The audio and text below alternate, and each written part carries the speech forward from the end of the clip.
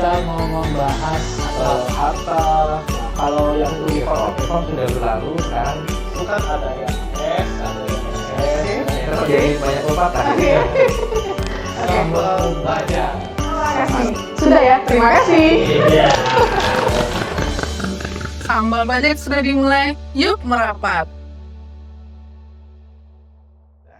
Halo, selamat siang semuanya. Kembali lagi dengan saya Wahyu Endi sebagai penyuluh pajak KPP Pertama Jambi Pelayangan. Siang hari ini kita benar-benar bahagia diberi kesempatan untuk melakukan tutorial pengisian SPT tahunan terkhusus orang pribadi. Tapi kali ini saya tidak sendirian. Saya ditemani rekan saya Pak Rahmat. Selamat siang Pak Rahmat. Selamat siang Kak Enzi. Pak Rahmat, kali ini kita mau bahas apa sih sebenarnya? Kita mau membahas pelaporan SPT tahunan Kak Enzi. Tapi berbeda dari tahun sebelumnya. Kita pakai yang namanya Cortex. Cortex. Sebenarnya apa sih bedanya? Kan bukannya SPT tahunan itu tiap tahun dilaporkan ya? Apa bedanya tahun sebelumnya dengan sekarang, Pak? Nah, bedanya Kak Enzi, di SPT tahunan tahun sebelumnya kita pakai DJP online. Ada yang pakai namanya Evin, ya kalau kita lupa passwordnya.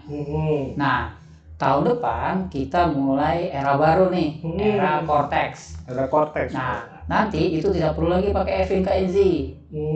Nah, dia langsung login dan nanti SPT tahunan OP-nya itu juga berbeda. Oh, berbeda. Kira-kira bedanya selain tadi biasanya pakai Evin, kalian tidak pakai Evin biasanya apa? Yang kenapa sih kita harus tahu cara pengisian Cortex ini? Ya, baik. Begini Kak Enzi, jadi sebelum kita lapor SPT tahunan di Cortex, kita nih sebagai orang pribadi nih, sebagai karyawan, pegawai, itu kita harus mengakses terlebih dahulu Cortex kita. Akun Cortex kita itu harus kita akses dulu. Nah, cara mengaksesnya gimana? Kita nanti masuk ke situs cortexdjp.pajak.go.id. Nah, setelah kita masuk ke situ, kita nanti pilih lupa kata sandi, Kak Enzi. Lupa kata sandi. Ya, ini kalau kita tahun lalu udah lapor nih pakai DJP online kan. Nah, tahun depan kita masuk ke Cortex, kita pilih lupa kata sandi.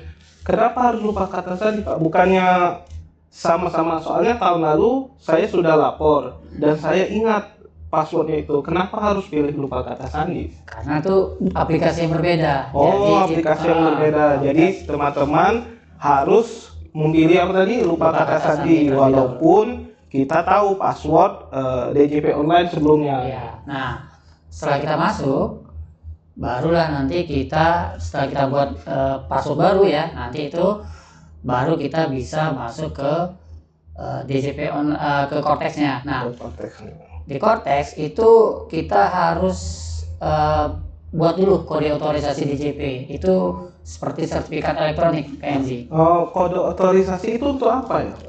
Ini gunanya supaya kalau kita mau buat SPT, lapor SPT, kita harus ada KUDJP tadi. KUDJP. Nah, kode otorisasi DJP tadi pengganti sertifikat elektronik sama seperti itu. Terus itu setelah kita lupa password tadi terus sama KUDJP itu kita bisa akses atau bagaimana? Sudah bisa akses laporan SPT, nanti itu di atas ada menu-menunya tuh Kak Enzi. Mungkin bisa ditampilkan di bawah ya, di layar di bawah kita mungkin ya untuk SPT tampilan Cortex DJP kita. Sebelum kita masuk lapor SPT, sebenarnya apa sih yang harus kita siapkan? Nah, kan tadi sudah yang password tadi, terus juga tidak pakai EV lagi. Nah, cuma kali ini kan beda nih aplikasinya, aplikasi Cortex. Nah, persiapan apa aja sih yang harus kita lakukan? Soalnya teman-teman pada bingung juga. Untuk tahun kemarin kan lapornya via DJP online, kali ini via Cortex gitu. Nah, jadi yang pertama disiapkan yang tadi ya, kita udah pastikan kita bisa akses dulu. Dan ingat, NPWP kita itu sebagai orang pribadi adalah NIK Kak Enzi. Jadi NIK itu yang berfungsi sebagai NPWP saat ini. Nah, kita sudah login, kita buat SPT, kita bisa unduh bukti potong tahunan yang dibuatkan oleh pemberi kerja, oleh perusahaan kita, tempat kita bekerja. Nah, itu nanti bisa kita unduh dari portal saya, dokumen saya, itu nanti bisa kita lihat bukti potongnya. Nah, nanti kita bisa unduh bukti potong itu yang jadi dasar kita pengisian SPT tahunan kita. Kemudian yang tadi KUDJP kita juga pastikan sudah kita buat dulu. Seperti itu KNZ untuk mempersiapkannya. Kalau bagi orang pribadi kan itu biasanya dapat bukti potong dari bendahara. Nah, kali ini sama tidak? Apa sudah otomatis dalam sistem? Otomatis masuk ke akun Kortex kita dengan catatan nih. Kembali lagi kita sudah bisa mengakses akun Kortex kita. Baik, kita lihat pembuatan konsep SPT ya KNZ. Jadi teman-teman ya, dari teman pajak kita bisa lihat pembuatan konsep SPT seperti apa. Ya ini dari tadi ya surat pemberitahuan, kita klik di atas itu, kemudian klik buat konsep SPT, kemudian kita isikan ya, pastikan dulu di konsep SPT itu tidak ada. Kalau sudah ada berarti sudah pernah kita buat sebelumnya. Nah, ketika buat konsep SPT, kemudian kita pilih jenis SPT-nya ya, SPT PP orang pribadi, kemudian kita lanjut, kemudian kita pilihkan jenis SPT-nya, SPT tahunan, kemudian masa pajaknya, periode dan tahun pajaknya, baru kita klik lanjut. Nah, nanti itu akan muncul otomatis di bagian SPT konsep ya, konsep SPT. Nah, kita tekan yang gambar pensil untuk kita lakukan edit. Nah, yang pertama kali, nah ini yang berbeda ya buat teman-teman pajak, bahwasanya SPT orang pribadi di Kortex tidak ada lagi yang 1770S, 1770SS maupun 1770 Romawi, 1770 Polos ya. Jadi semuanya menggunakan 17 tidak ada pakai 17 lagi. Jadi SPT tahunan orang pribadi saja. Nah, itu nanti akan ada pertanyaan A sampai J ya. Itu kita isi sesuai dengan kondisi wajib pajaknya KNZ. Nah, nanti kita isikan, barulah setelah kita isi semua identitas wajib pajak, kemudian data-datanya gitu ya, termasuk dia statusnya tuh wanita kawin, dia pihak harta atau melaksanakan kewajiban perpajakan sendiri. Seperti itulah KNZ. Oke Kak, sebelum kita lanjut, tadi di data ada nomor HP sama email. Ya. Kalau kita lupa data nomor HP atau email yang kita terdaftar gimana Kak? Itu berubahnya gimana? Kita bisa melakukan perubahan data. Bisa kita coba dulu melalui akun Kortex kita. Kalau sudah berubah ini ya, sudah nggak pakai lagi, kita bisa lakukan perubahan dari portal saya, ada profil saya itu nanti informasi umum, kita edit data kita.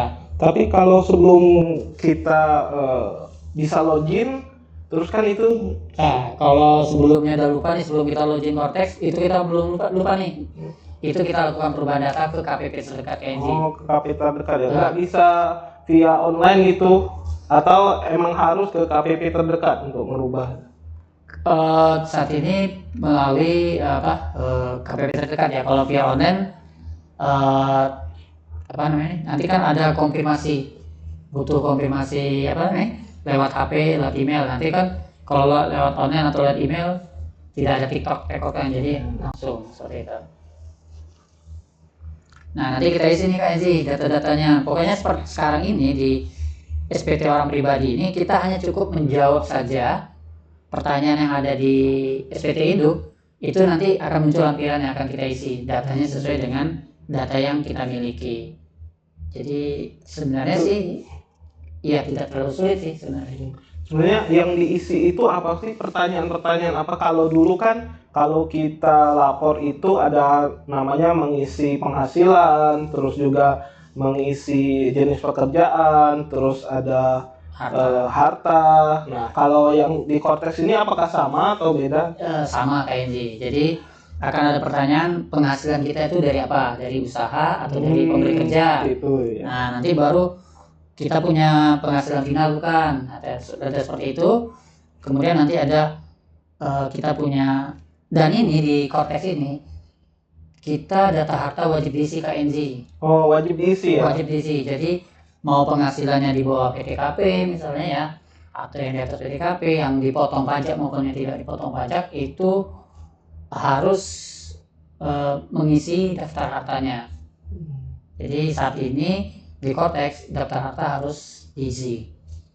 Bentuk data hartanya atau itu apa? Soalnya kalau ada yang penghasilannya cuma ada uang cash, apa semuanya gitu? Ya, sebenarnya kalau untuk kita bicara harta ya, harta itu sebenarnya yang kita miliki, tapi bisa jadi gini, kalau apakah semua, misalnya kas kita cuma 50.000, kita mau input, ya bisa saja. Ini kan harta yang kita miliki per 31 Desember. Per gitu ya. 31 Desember Iya. 2025. Nanti 25. kita kan lapor 2026 ya, Oke. tahun pajak 2025. Jadi semua harta kita sebenarnya kita input, tapi bisa jadi ini kan kecil-kecil kan mungkin apa, piring kaca gitu ya, Iya. sendok, garpu gitu ya, yang kecil. Tapi kalau piring kacanya yang harga 100 juta itu kan ada yang emas ya, Iya. ya itu wajib diisi. Tapi kalau yang Oke. biasa ya nggak perlu diisi lah gitu. Itu daftar hartanya, motor ya, alat elektronik seperti itu. Hampir sama sih, sama seperti yang sebelumnya. Baiklah. Seperti itu KNZ. Kalau tarif Kak, bagaimana? Kan biasanya pada ini nih bingung nih. Ini aplikasi baru nanti tarifnya berubah nih atau gimana? Nah, kalau untuk tarif itu tidak ada perubahan.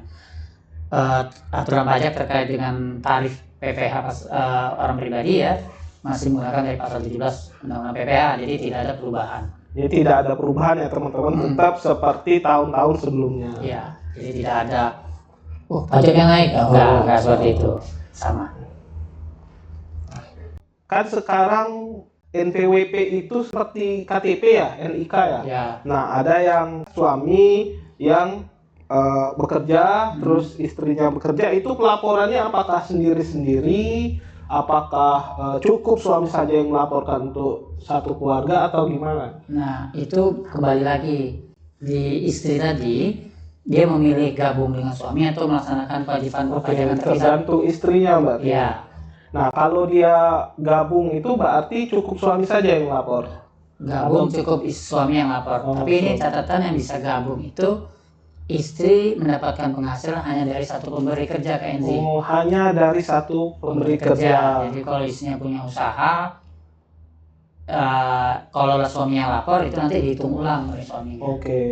Kalau misalnya pengennya pisah itu boleh? Boleh, diperkenankan. Boleh. Berarti lapornya masing-masing. Masing-masing. Oke, itu bedanya ya teman-teman. Kalaupun ada suami istri yang bekerja dengan syarat istrinya hanya mendapatkan penghasilan dari satu pemberi kerja, maka boleh digabung gitu ya. Digabung nanti penghasilan istri itu masuk ke final. Oke. Penghasilan final. Oke.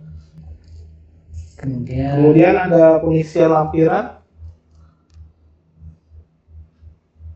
Ini harta ya, kalau sekarang nih harta ini mungkin nanti kita di Cortex Group tahun depan ini hampir sama ya. Nanti kita isi daftar hartanya, misalnya tabungan, nanti banknya, nomor rekening, nama banknya dan segalanya lah. Seperti itu. Jadi sama seperti tahun-tahun sebelumnya nih, kayaknya tidak ada perubahan yang berarti ya pengisiannya. Tapi yang paling penting itu tadi, kita pastikan sudah bisa mengakses Cortex kita dulu. Oke, yang penting sudah bisa akses Cortex dulu, kemudian mengikuti langkah-langkahnya. Ya, sudah juga mengakses KODJP tadi, kode otorisasi DJP. Kode otorisasi, oke. Nah, itu syaratnya.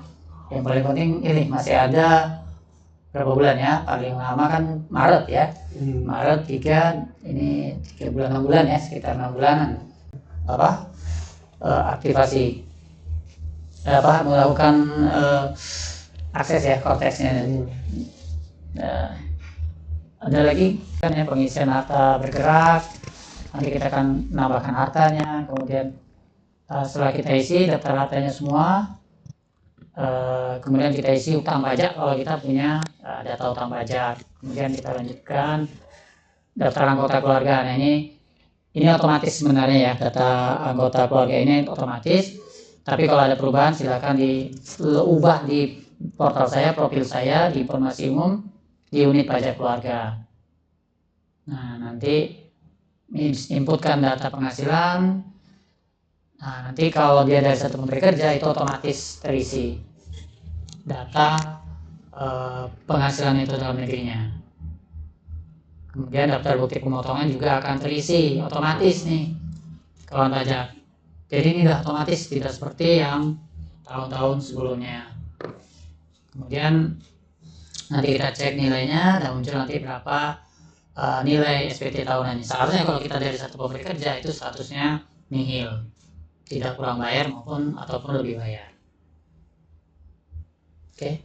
Nah nanti perbedaan berikutnya dalam pelaporan SPT tahunan, nanti kita paling bawah itu klik langsung bayar dan lapor. Otomatis kalau dia statusnya nihil, dia otomatis terlapor. Kalau dia kurang bayar, dia akan muncul kode billing yang harus dibayar oleh kawan pajak. Nah, jangka waktu kode billing ini 7 hari. Nah, ini lebih simpel ya, kalau daripada tahun sebelumnya pakai DJP online, kita pakai e-filing, kita klik kirim, kemudian verifikasi ya, klik kode verifikasi, cek email, ketikin email. Kalau ini tidak, coba kita masukkan kode otorisasi DJP yang tadi kita buat, paspresnya. Kemudian kita simpan, sudah selesai. Dia otomatis masuk ke SPT terlapor. Sudah seperti itu. Ini tata cara pelaporan SPT ya, secara ringkasnya untuk tahun depannya. Ya, jadi itu cara pelaporannya Pak ya, dari melalui sistem Cortex. Jadi kesimpulannya sih yang paling terlihat adalah tata cara pengisiannya. Kalau dulu kan ada yang S, ada yang SS, ada yang 1770. Ada 1770. Kali ini cuma satu form aja. Satu form. Dan kita tinggal mengisi berdasarkan pertanyaan-pertanyaan ya, yang dia kita. Nanti lampiran di atasnya muncul otomatis. Ada itu. Ada mungkin kalau pertanyaan. Kalau kawan-kawan ada yang ingin bertanya, silakan komen. Kalau misalnya belum ada yang ingin bertanya, silakan teman-teman persiapkan dulu pertanyaannya. Bisa DM ke Instagram KPP Pratama Jambi Pelayangan. Terima kasih atas partisipasinya dalam kegiatan live hari ini. Kita sebutkan ini ya, bersama-sama ya. Sambal pajak. Sama-sama belajar bahas pajak. Oke, terima kasih. Selamat siang. Terima kasih Pak Rahmat. Sama-sama Kenji. Terima kasih. Wassalamualaikum warahmatullahi wabarakatuh. Waalaikumsalam.